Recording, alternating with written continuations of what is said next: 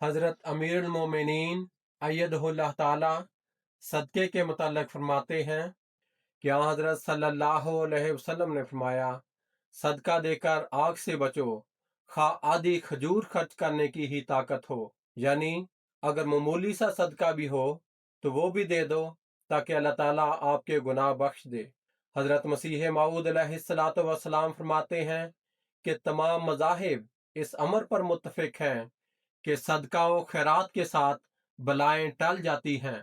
اگر وعید کی پیشگوئی بھی ہو تو وہ بھی صدقہ و خیرات کرنے، توبہ استغفار کرنے اور خدا تعالیٰ کی طرف رجوع کرنے سے ٹل سکتی ہے۔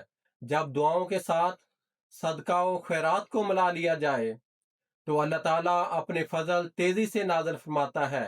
اگر ہم اللہ تعالیٰ کے تمام احکامات پر عمل کرنے کی کوشش کریں گے تو اللہ تعالیٰ بھی اپنے وعدوں کے مطابق ہماری دعائیں بھی سنے گا اور ہماری قربانیوں کو بھی قبول فرمائے گا۔